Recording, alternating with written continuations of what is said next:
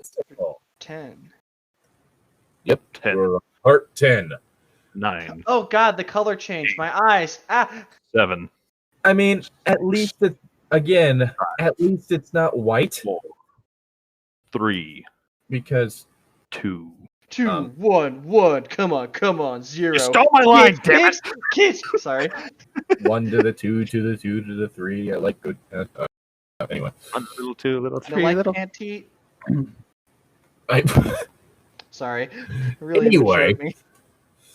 we're still reading Didn't It Blow Your Mind, Claude Frollo. We're on part 10. Iggy takes off His shirt. his pants.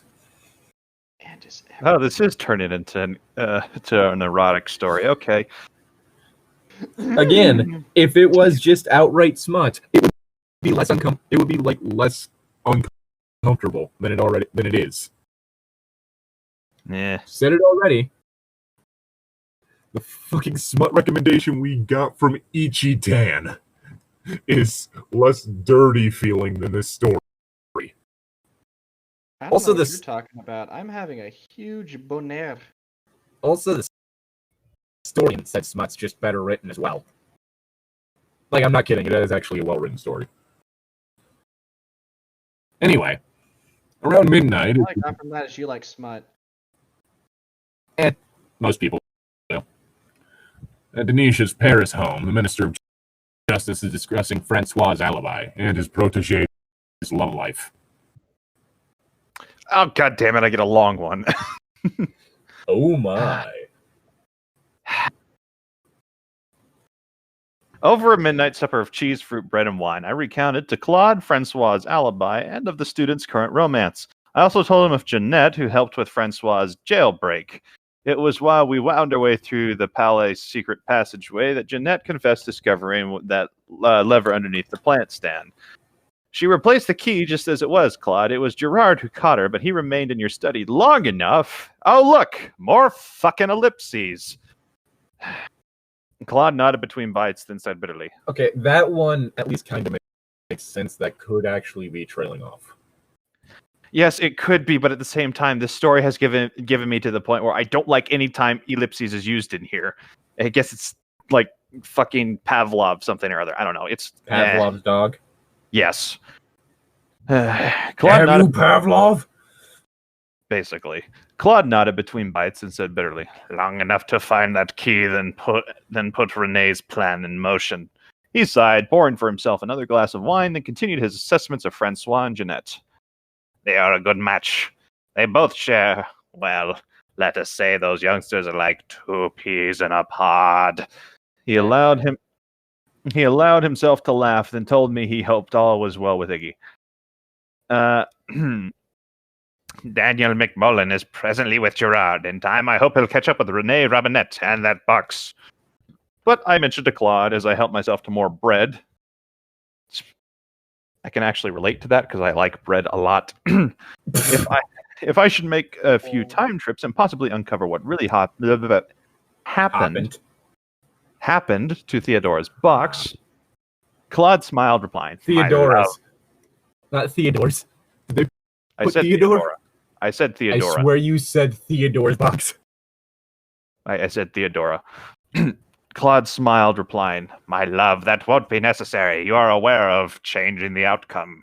He paused to kiss my fingertips, then explained that he had it all covered.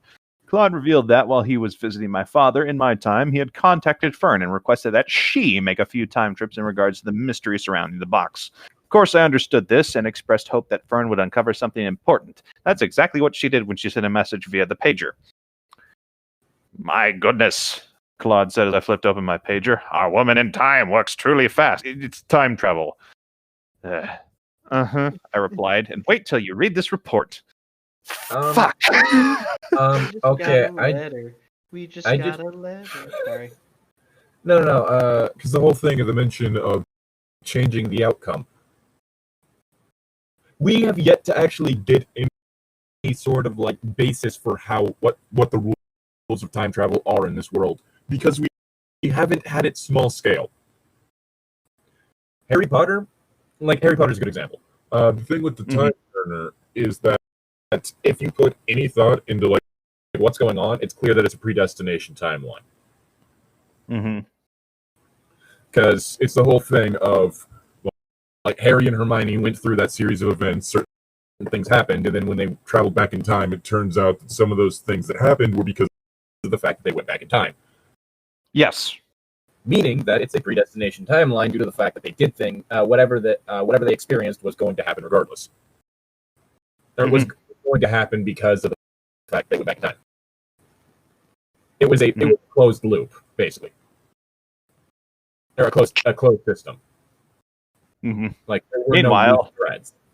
Meanwhile, this time travel thing is fucked. Yeah, and then you have like Back to the Future, in which it's shown that it's not a predestination timeline, and things that you do in the past can change the future. So it's a question of how the fuck does time travel, like, how does it actually work in this world? The only information we've been given is stuff that makes no sense for time travel. Have I ever told you how scary I think time travel is as a concept? I don't believe so. Think about stopping time, right? Mm-hmm. Yeah. When you stop time, whenever it's in like movies and stuff, the world stops, right? Mm-hmm. I'm pretty Yeah. sure if you're the only thing in the world that hasn't stopped and everything else still has its momentum, you should either be flung off the earth or crushed into like a fine paste onto the earth. Well, that's the whole thing. That would be. I'm trying to think what exactly that would be, because that would be less time, like having to do specifically with time. That would actually be something that's more likely to come up with like teleportation. Because one of the whole things is that when you teleport, you would have the same momentum that you did when before teleporting. Meaning that if you teleported, say, facing a different direction, say you teleported in a way that caused you to rotate 180 degrees, your ankles would break. Yikes. because suddenly, like, you'd be going one way, the Earth would be going the other At the same speed. Yeah. But It's also just the concept of time. Everything's supposed to be frozen in place, right? Mm-hmm. I mean, I know you're allowed to like manipulate things, but imagine if you couldn't and just walking forward ripped out your entire lungs. That would be ridiculous. Well, there's yeah. actually this one character in this RPG that is also a tabletop game where basically one of the characters has the ability to stop time to like do a whole bunch of strikes at one point in time, but when he stops time, time continues for him, but it doesn't for the rest of the world. So he is 23 years old in the body of like a 60-year-old man, and it's God. just well, it's super dark. It's like holy shit. And then another time travel aspect that was explored in this one book by Dean Kuntz, I think it was Dragon Tears. It was basically like it didn't actually freeze time. It slowed it down so much that it just seemed like everything was frozen. Because if they had froze time, then light wouldn't travel. They wouldn't be able to see and everything. But because it was just slowed down, they were able to manipulate that and jump down from a building and like be able to just fall a lot slower than what they normally did, which was interesting idea in my opinion. granted, it's also the whole thing of the statement freeze or slow time isn't exactly right. What you're doing is manipulating your own personal relativity. Like, if you were to freeze time, you're not really freezing time. You're just speeding yourself the fuck up. Speed. I am. Speed. Like, that's literally what's happening. It's just the whole thing of it's seen as freezing time because you almost always see that from that character's perspective. Mm-hmm. But it's like the whole thing, JoJo's Bizarre Adventure, whenever like Dio freezes, like does this whole like Zoroardo thing, whenever you see it from other people's perspective and he just fucking like moves. Mm-hmm. Like, that's what's really going on. Mm-hmm. Yeah. But yeah. Granted, that's just a personal quibble of mine. Like, the whole statement freeze time just always kind of irks me. Yeah. Because it's like, well, that's not really what's happening. Anyways, your line. Right. Oh, right. Long. Hey, kids! I just got back from 1945 England and 1948 California, and you guys aren't going to believe what I found. That Marvin Emswiller was some character. The stuff he pulled just to get his greasy paws in that box. But the real story is what the theft means to Claude and his friendship with Andre and Etienne. Claude, we really must reconsider changing outcomes on this one. This situation demands some minor alterations. Nisha, aren't you glad you took that snapshot of the box? I know Claude's happy that us 20th century folks are around to save his neck. I have to drive Dwayne to the airport in the morning. Afterwards, I'll be there as soon as possible. Tell Icky I love him and there's no hard feelings. This little scheme just might forever change his life. See you all tomorrow. Fern. There's no hard feelings, even if he did try to drown me in sand.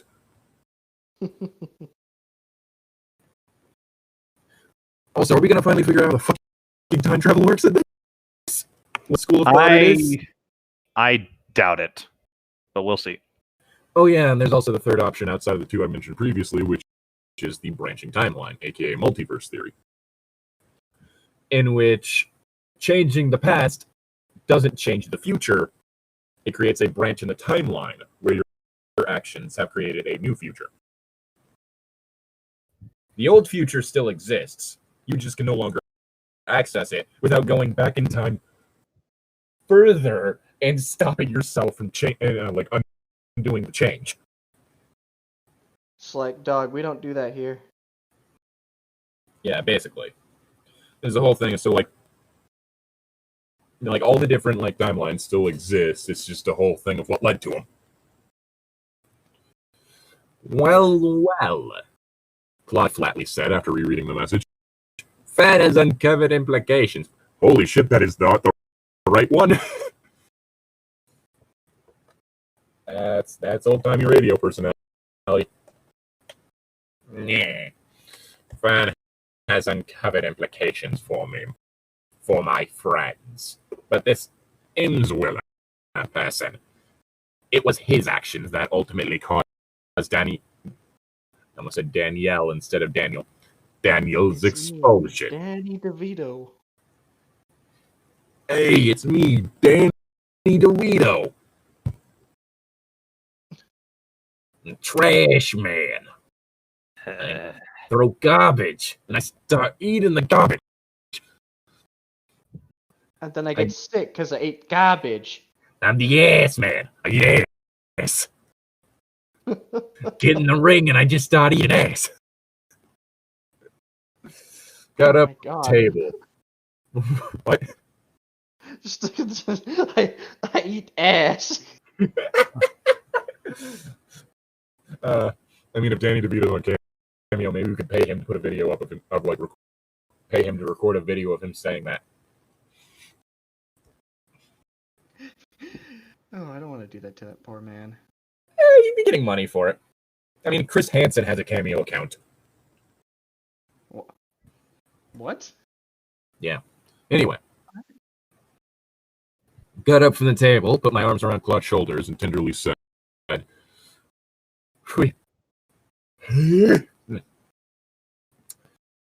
Imswiller must have had a real reason for bringing up the box to America. Unlike all those fake reasons. And he had his reasons for keeping Iggy and Sissy apart. I believe it's called quasi-incestual fatherly jealousy. Jealousy. Yeah. Hey, Quasimodo's in the name. I'm glad I wasn't the only one who thought that. Quasimodo doesn't mean half-formed.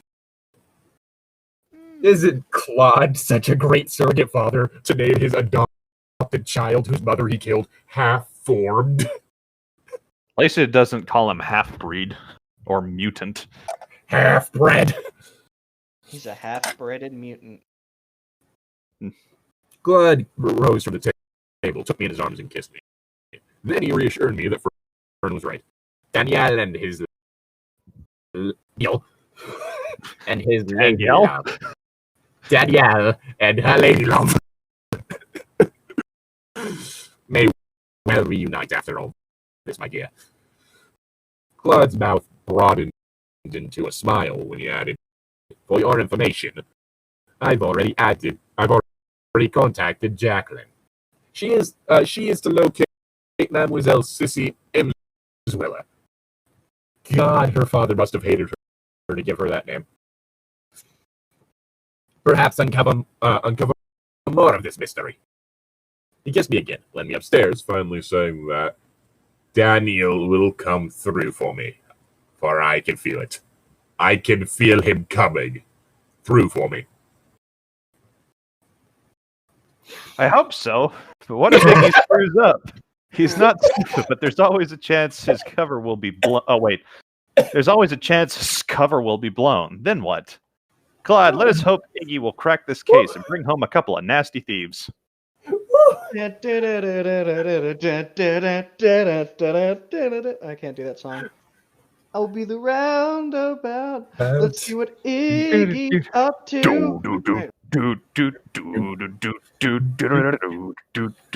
I'll be Yes is another. roundabout. Yes is another really good band. Shout it out. Also, the one fucking season where it was fucking Walk like an Egyptian for the ending song. Yes, the Stardust that Crusaders. threw me so fucking much. Because that starts up as like, no. They wouldn't. Those They're going men. to Egypt, No. Llytic. Oh my god. Oh my What do you have against god. Egypt, dude? I wasn't expecting to hear Walk Like an Egyptian at the end of an anime. What, you don't like that song or something? I wasn't expecting to hear Walk Like an Egyptian After the 2000s. So It's not a bad song. A Japanese animation It's not a bad song. that we're watching as English speakers with an so it's a Japanese show with an English song for its ending about Egypt. Yes. You think that's Filled something? with- Check out the Golden Wind credit song. I was going to say filled with American and European Musical references. Wait a second. You're right. Wait, hold on. A Japanese show about Italians with its ending song. Well, no. They're not Italians. Zeppelini was. No. In Vento Ario, they are Italians. Wait, seriously? Yep, Oh, yeah, they're from That's Italy. later season. Yes, this is the one after Diamond is Unbreakable, which is the one We're after talking Stardust specifically Crusaders. about Stardust Crusaders. So Englishmen, Stardust Crusaders. two Englishmen, a Frenchman, and like A I British, believe- a British a Saudi American, Arabian- Oh yeah, an a- Indian, I think, a like from British India. I don't think he's India. I think Or it's like maybe- Saudi wait. Arabia. Maybe he's actually from Egypt. I don't remember. Let me double check that real quick. Muhammad Abdul. Mhm. I don't think Abdul's Indian. It might not be. I mean, all the Muhammad name likely yep. means. He's Egyptian. Okay, yeah. I was gonna say Mhm. it's more the western part of the Middle East than The Egyptian Mhm. subcontinent. Anyway, Yeah. so of an English American, his half Japanese grandson, a And, Frenchman, and an Egyptian man. And don't forget his half Japanese grandson's full Japanese friend. full Japanese friend. That's right. Everyone We always beat the forgets shit that out of. villain. Going around meeting people who are named after American and European bands Mhm. In a Japanese-made anime. with an American with a song by the Bangles, An American band as the end credit song about Egyptian stereotypes. I mean, it is called JoJo's Bizarre Adventure.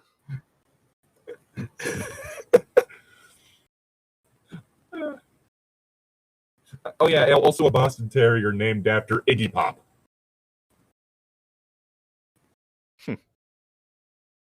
Whose line is it? We're getting off topic here. I said mine. Nice. You said yours. It's nice. Zane's. Okay. Let's see. It's the bolt. That was not the time to shit. Oh, right. I got halfway through it, and then y'all kept talking. A lonely Sorry. alley somewhere in a rundown neighborhood. Is Denisha gone? Superintendent Charmers. You made it. Huh, let's see what's going on with Iggy. Oh, let's go into this scene. What the fuck? Superintendent Iggy. I hope you're ready for an unforgettable vape sesh. I don't know. I don't know So- what you call it. Now he's from the 70s. He wouldn't vape. He'd think he was above it. Well, no, I meant like, what do you call it? A weed smoking session?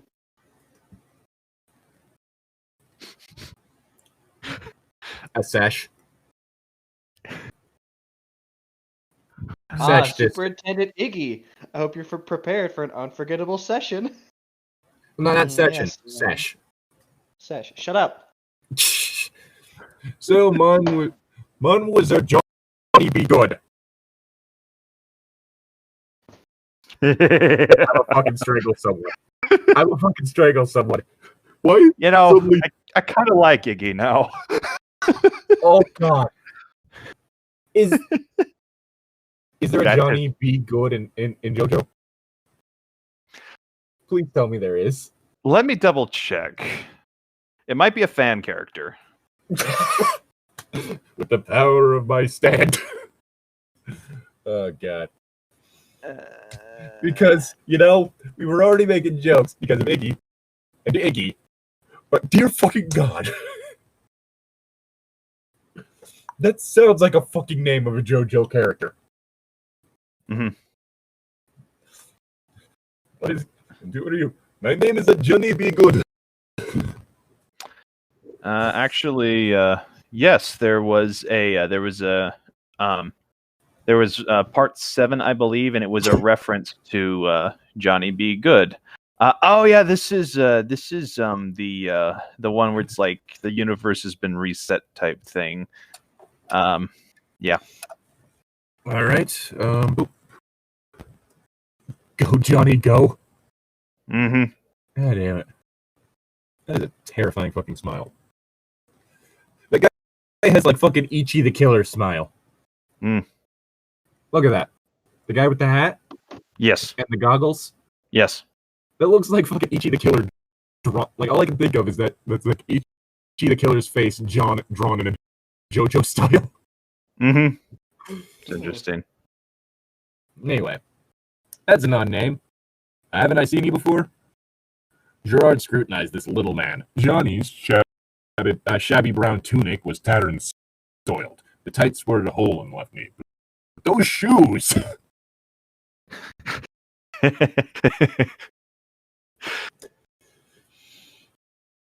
Damn, Daniel, back at it again with the white Vans. Oh my God, it's the fucking Birkenstocks. Mm-hmm. What sort of footwear is that? I've seen sandals before, but never anything. What are those beads around his neck? And that little brooch pinned on his cap. I'm okay. You're okay. What does this okay mean? It means Oklahoma, you idiot. He is Oklahoma, after all. You are talking to the entire state of Oklahoma.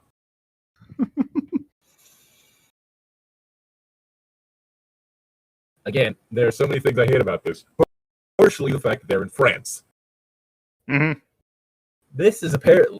Gerard is apparently very well trained in English. Mm-hmm. Gerard's reverie was interrupted by an older man's voice. Gerard, who's that with you? Mademoiselle Good, sir. Monsieur Good, sir. He claims he's from the New World, and he knows the legend behind Theodora's box. Oh, yes. The Cooch of Legend. In fact, Renee, this man knows of the box's original owner. The older man emerged from the shadows. His face became recognizable as he stepped into the dim moonlight. Renee addressed Rick. Never danced with the devil in the pale moonlight. A few times. So you know all about Theodora's box. Tell me, are you a student, a thief, or... Robinette drew closer to Iggy. His eyes blazed with an awful fire as he added, or are you one of Frollo's spies? Renee raged on. Damn Frollo, after all this time. I finally have my revenge. The nerve of him, speaking ill of me, discharging my son of his apprenticeship, all because of some unknown orphan boy. I don't know why I went Swedish there. That fat, miserable young man deserves everything that's coming to him. Let Frollo hang. Francois Patot, that disgusting, virtuous little monster. It's disgustingly virtuous little monster. Wow, I really do not give a fuck. After Reen allowed himself to calm down, he finally produced the box from its wooden chest. Reen. Iggy gasped. It was Theodora's box, all right. Just as I remembered it. And old Marvin would spirit this thing away after he charmed his future father-in-law, the rat. This really belongs to Sissy, but in reality it belongs to... Hey, didn't Renee mention... That's him. Hey, this dude's spoiling everything. Got to learn to... Iggy looked over the box.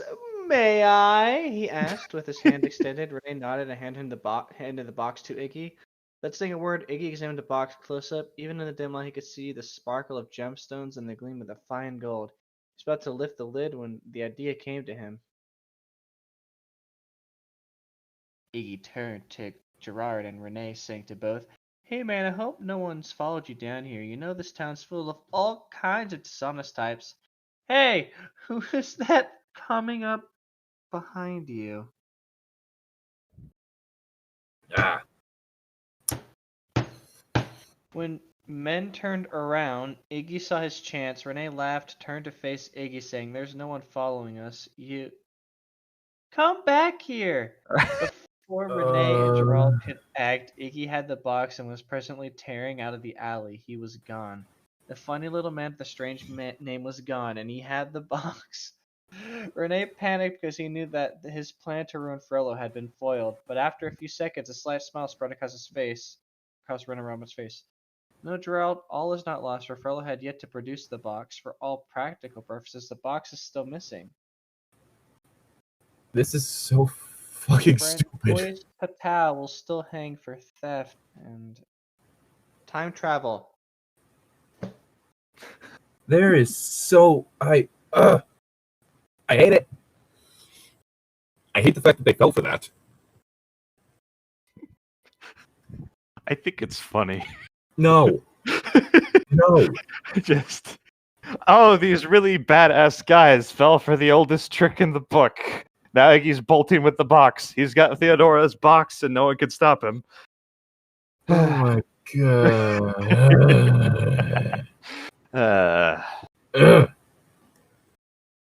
I hate it. Gerard, who was puzzled by all of this, suddenly realized the true identity of that strange man. Renee, the man's real name is Iggy.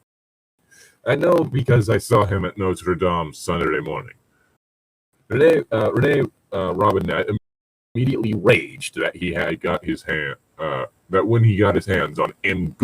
Good, Monsieur Good, he would regret the day he double-crossed me. No, he will regret the day he double-crossed me. Now, Gerard, where is this man staying? He's with the former Captain Phoebus. I was at André d'Arcy's place. Reen grimaced. Then that's where he's going and where he'll meet us. Come, Gerard, to Chateau Darcy. I swear you're doing that just to piss me off. Doing what? It's Renee. Yeah, I know. Why are you calling him Reed? I'm not calling him Reen. The narrator's calling him Reen.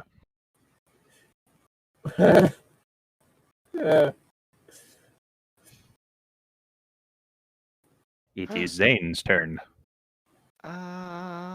Savannah, ba-ba-da-bee-ba-da-ba. It's Now 3 o'clock in the morning, and Frollo's sleep is about to be disturbed. We're all disturbed. And I'm perturbed. Oh no. I was roused from a deep slumber when I heard the familiar beeping of my pager. Okay, I was thinking alarm clock. Whoops. Claude was presently dreaming away, and I really didn't want to disturb his sleep. Nah, let him sleep. He's exhausted. Maybe it's Fern. Maybe it's Jack. She probably found out some things from Sissy Inswiller. But it wasn't my pager that was beeping, but Claude's. Well, time to wake him up. He is but too much in that one. It has to be crucial information, or else no one would dare contact my baby at such a ridiculous hour. Shut up, Nisha. Jeez.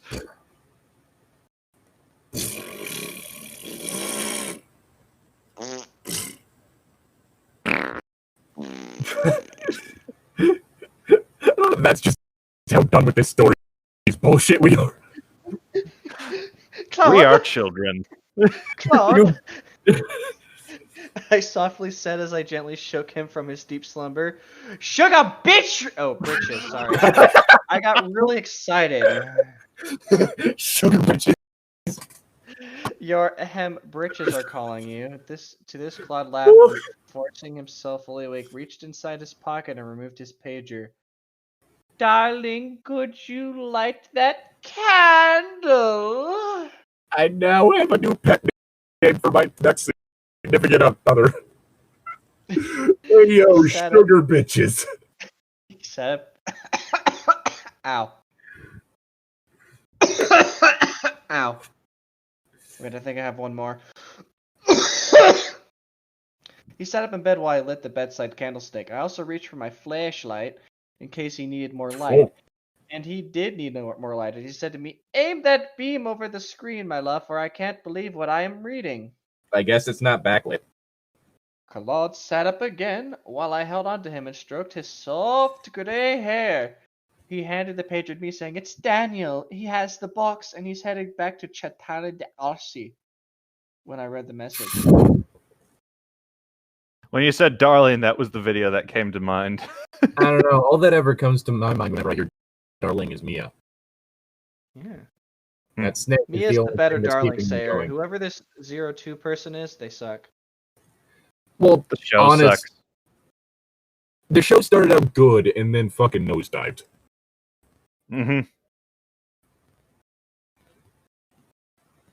Like it was like okay. Oh, this is like, this is gonna be another like grimdark type event honestly, like Gundam type show. And then... No, it was better when it wasn't being fucking grimdark. Mm-hmm. It was the whole thing of we have like a weirdly sexual mech fighter thing. This ought to be interesting, and it's getting really stupid.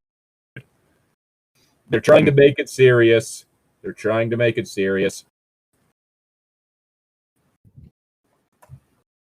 Show sucks. That's the point we're trying to make here. No, it didn't always suck. It just started sucking in the later part of the season. Right. Whenever it was a stupid sexual mech fighter, it was all right. I can deal with stupid sexy mechs. It's fucking my line. All right, because you said the thing with. Did you finish your thing? Yeah, he said when I read that message. All right. Yeah. Your Honor and Nisha, I have the box. I took it from that Robinette dude in Gerard. I'm heading back to the estate where I'm putting this treasure in a very safe place. My asshole. Those guys will never find it. Yeah. Come on out, and the box is all yours. Later, dudette, I'm gone, Iggy. Oh yeah, Iggy did it all right, but why isn't Claude all that upset? Yeah, Mr. Crab. Sorry.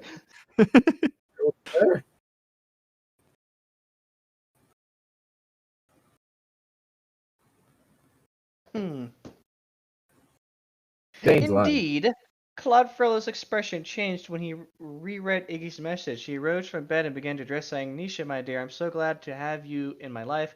Without you are, and Fern's help, I would have never caught Would never catch those thieving vermin.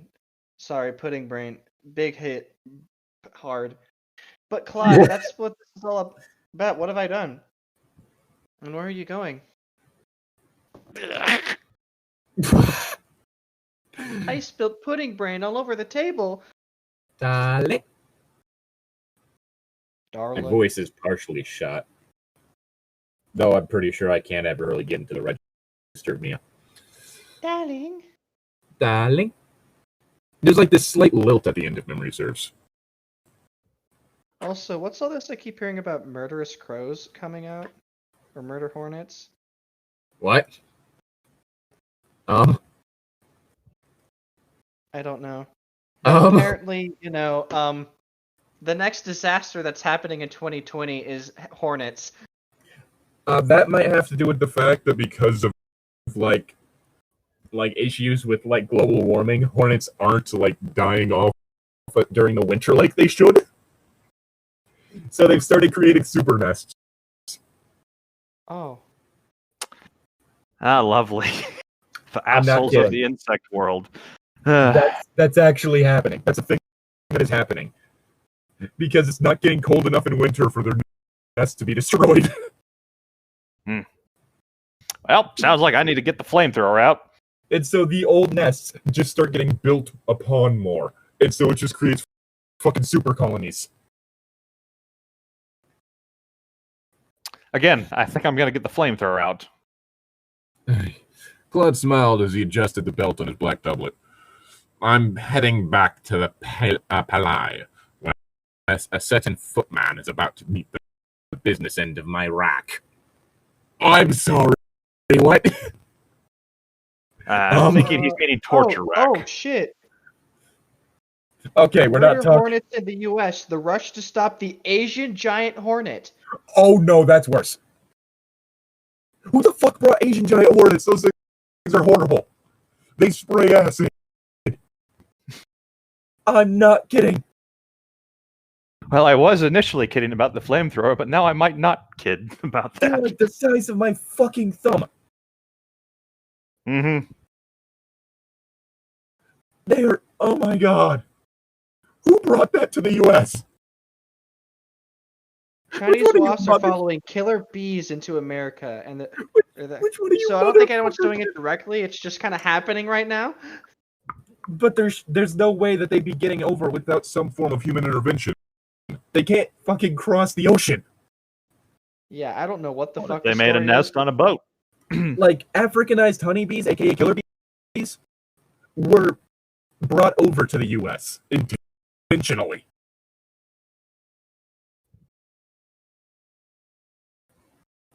Or like, no, what exactly was it? It was a breed. It was like a breed of bee from a species of bee from one area was like crossbred with bees from the U.S. and just released into the fucking wild. So it seems right now they're mostly in Washington State. Oh my god!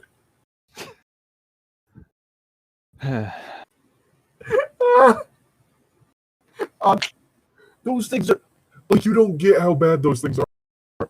They will like just leisurely clear out an entire beehive. They will kill all of the bees there by decapitating them, and then steal the bee grubs for food. Like, those are bad. That is a bad thing to introduce to an ecosystem. Oh my god! 2020 is Like- horrible. A giant acid-spraying wasp that terminates bee colonies is not something you ever want to introduce. especially with bees becoming like, Endangered? yeah. That whole fucking bee plague? Oh my Mhm. god! What is this here? No one seems to figure out where they came from. It's just there's been sightings, so people are freaking the fuck out. Yeah, yeah. Like the sightings happened like today, so this is just a new thing. Well, boys, I think it's the end of the world. I hope you like leather. I said it. I mean, I love leather, but I've said it before, and I'll say it again. The only explanation for this year is that one of those fucking Lovecraft cults succeeded. Either that or it's time to start our session. And North and South Korea have exchanged gunfire at their borders. Oh, fucking hell. I mean, that's... Yep, Korthok the concerning. Destroyer from the 12th reality has been summoned into our universe. That is the only explanation. Anyway. Fucking What hell. is this episode of Earth? Nothing but a blemish on its surface. I want to get off of Gaia's wild ride. She turned to me and kissed me with such passion and gratitude. My dear, later on today, I want you to go to Chateau d'Arcy. Check on Daniel. Tell him I'll have a special reward for him once the box is safely returned. And those thieves are safely behind bars. Good Lord, it does sound like it's going to turn Smut into Iggy and Claude. Just Turn going Smut into Iggy and Claude? Please Turn. don't. I don't want my Smut to turn into Iggy and Claude. Pudding brain hours.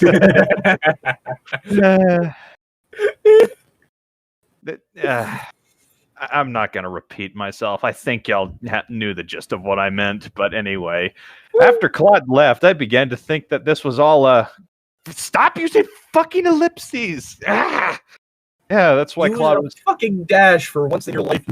You fuck. Well, she did use one earlier, but that's why Claude wasn't so concerned. What exactly did I do? All I did was take a... That's it. It could only be it. Hey, let me get dressed. I don't care if it's almost 4 a.m. I gotta head out to Chateau d'Arcy and tell Iggy all this good news and check on Phoebus. I wonder how he's doing since his big come down. No matter.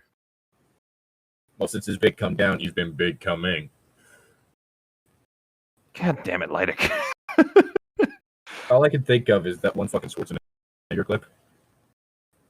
I don't know if you've seen it, but it was like one of those things of him being interviewed in regards to like his whole workout thing. Mm-hmm. I just get the feeling of coming all the time. Coming at home, I'm coming at the gym, I'm coming everywhere. Beta endorphins. So it's this fucking Arnold Schwarzenegger talking about him coming everywhere.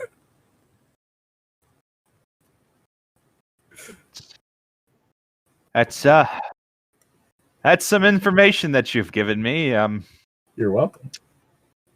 I just don't know how I'm going to use it later on, or if I'm going to use it, or if I'm going to forget it like I do a lot of things that I learn.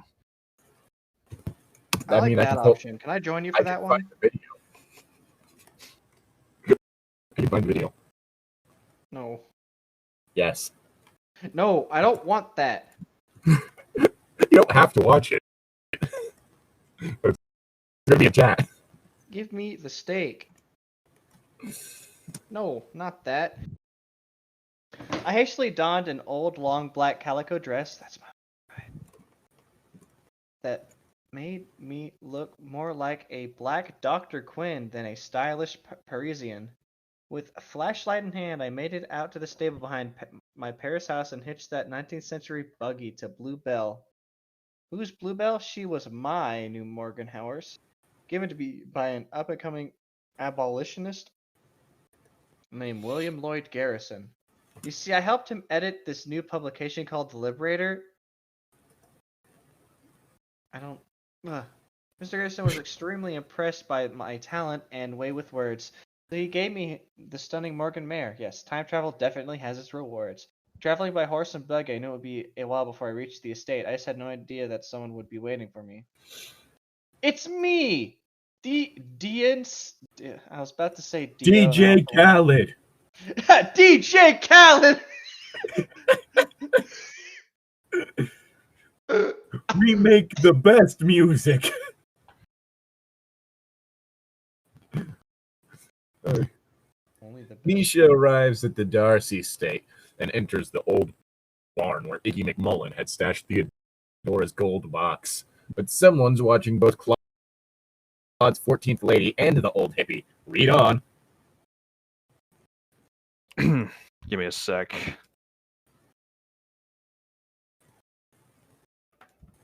Okay. One Mississippi. All right. Sorry. I was just posting something because... Mississippi. I hitched the buggy outside the old barn, then went inside the cottage. There I was greeted by a very groggy Phoebus. Tanisha, what are you doing out here? It's barely dawn. Phoebus' hand flew to his head, and he added, "Ooh, my head. I haven't felt too good ever since I ate all those brownies. Must be the chocolate. Too rich. I have the most terrific headache." After I got Phoebus to sit down, I asked about Iggy. "Oh, he was here a few seconds ago, but he went to that old stone barn, where Madame Fern keeps that machine." Then Phoebus said to me, "Nisha, I've never seen the machine close up before. Maybe you can show me how it works and everything. Besides, the air might do me some good." Air doesn't do anyone good. I mean, so, I don't know. It's back in the days when it wasn't heavily polluted. It'll do you some good. Nah. Your lungs are constantly in a state of almost being on fire. When Phobos and I reached the stone barn...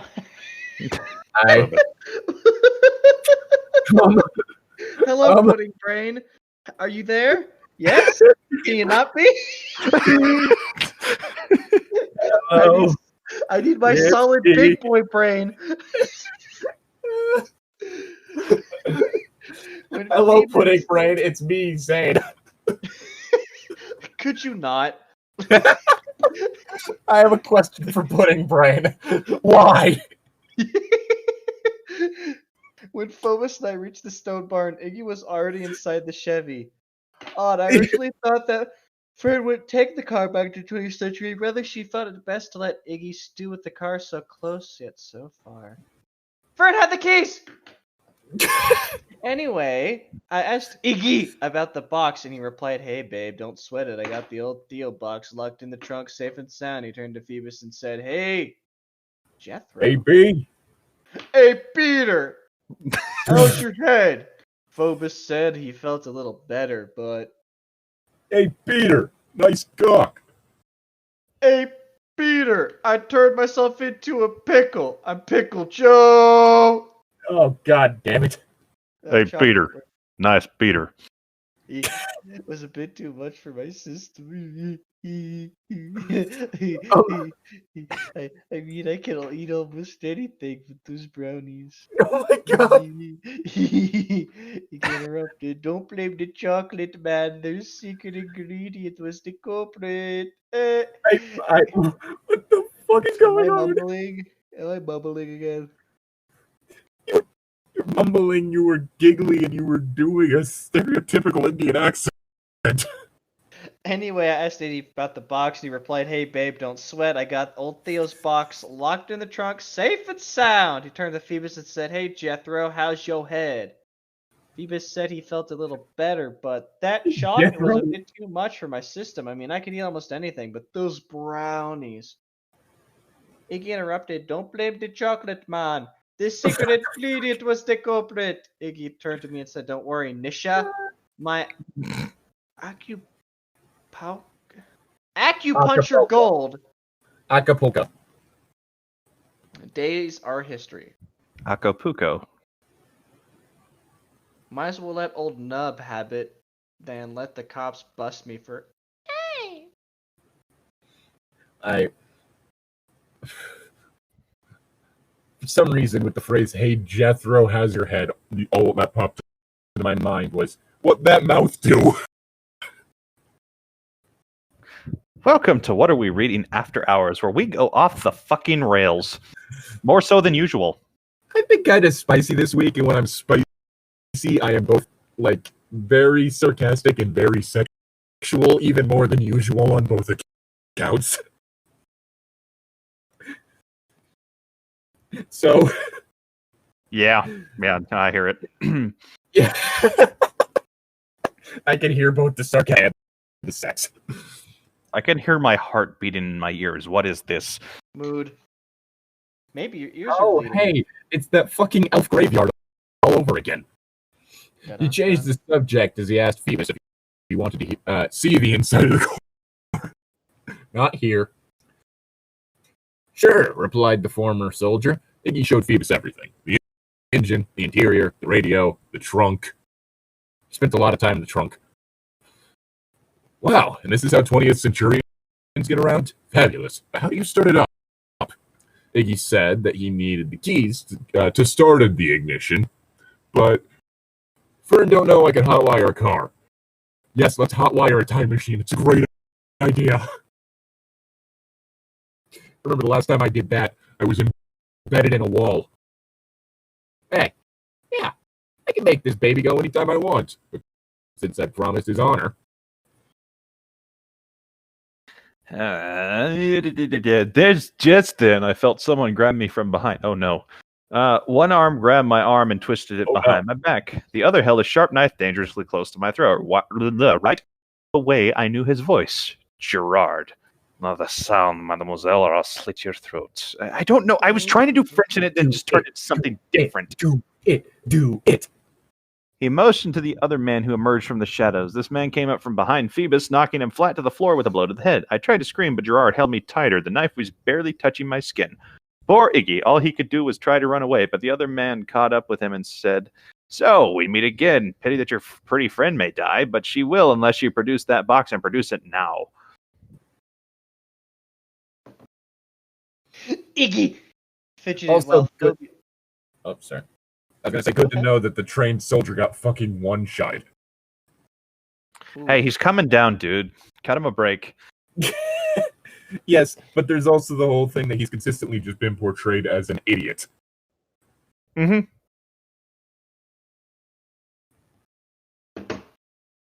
Phoebus is useless. While Phoebus struggled to his feet, the other man immediately kicked the former captain in the stomach.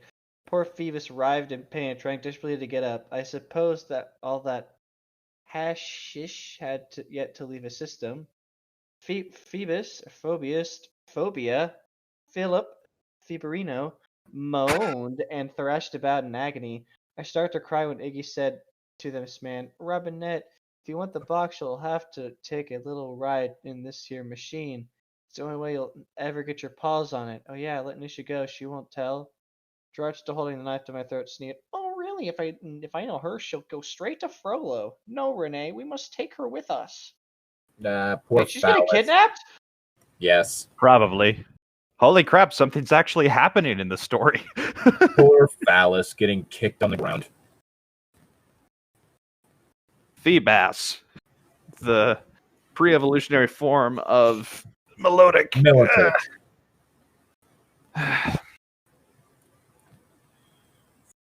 Repass. French fries. I don't know. I don't care. Renee Curly fries. Waffle fries. Renee Robinette pondered this, saying finally, "Yes, she'll be our bargaining chip." He then addressed Iggy. "All right, my man. My man. Let us take an excursion in this curious, almost demonic-looking machine. Once I have the box, I'll let you all go. They're going to hotwire their time machine. Yep. Hopefully they all die. Hopefully it ends up like the last time I tried that. Yeah, it'd be funnier that way. Like hell he will. Great seeing them all phased into a wall. Like hell he will. Robinette will kill us all once he has that box. Claude, how I wish you were here. What could he do? Like, Nothing. Seriously. Nothing. He wouldn't be able to. He would be able to do two things. He would be able to do two things, Tom. You want to know what they are? Sure. Jack and shit. Yeah. Come on, Phoebus, get up. No chance that the trained soldier's going to be able to get up. That would make this too easy. Oh God, it's WAWR syndrome. He's there just to show. Oh, these bad guys are serious. Yeah, it is fucking WAWR syndrome. Oh my God. Next, he's gonna be defeated by a barrel. Mm-hmm. And That'll be wondering. Yes, that did happen. I knew PewDiePie was onto something when he said barrels were evil. Renee forced me and Iggy into the car. Iggy said to Renee Robinette, "Hey man, why don't Gerard and Nisha get in the back seat and you can ride up front with me?" Renee smiled. "How generous of you," he added. I may damned for riding in such a evil-looking contraption, but if this will lead me to Theodora's box." What was that you said, Tom? Earlier, Tom, about this story having decent prose. Yeah, it just keeps kind of devolving. And I didn't say it had decent prose. I said I enjoyed it. Just then, I managed to convince Gerard to take the knife away from my throat. I want to check on Phoebus. Believe Gerard. Believe Gerard, he poses no threat. For you see, he's had a few too many of, you know what I mean. What? Come on, story. I was giving you a small compliment in this storm of shit that we're having to go through. Stop What proving me wrong. What just happened? Mm, How would that convince him? I want to make sure the fucking man hell. you were beating the shit out of doesn't die. Take the knife away from my throat, please. For some strange reason, Gerard let me go to Phoebus.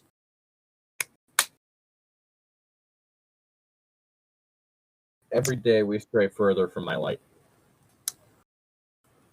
Kneeling at his side, I whispered to him, Phoebus, you have to warn Claude. We've been kidnapped, and you're our only hope. Here. I slipped my pager to Phoebus, who had come too long enough to hear my desperate plea. Just fucking tucks pager into his fractured hand. Like half his fingers are bent backwards. He's bleeding all over the place. You're our only hope.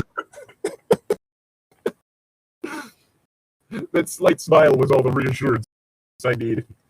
It wasn't really a smile. It was just a pre-death spasm. Just imagining, like, whenever in Courage the Cowardly Dog, when he gets the shit kicked out of him and he just does that wheezing laugh. That's just how Phoebus looks right now. Once all four of us, Iggy, Robinette, Gerard, and me, were in the car, Iggy reached under the dash and began to connect wires. Within seconds, the engine kicked on and Iggy put the vehicle into gear. He slowly and steadily guided the car out of the barn and down the dirt road. Where's the box? Robinette kept asking. As soon as the car reached top speed, the box. As soon as the car reached top speed, Iggy reached under the dash to press the red button and shouted with glee, "Here's your damn box!" And with that, we were engulfed by a bright white light. We're coming, Jesus. Hey, just here's a comment you can pin. Yep. I'm gonna pin that so that I can. I'll read the coming up, I guess. Unless Zane's going to.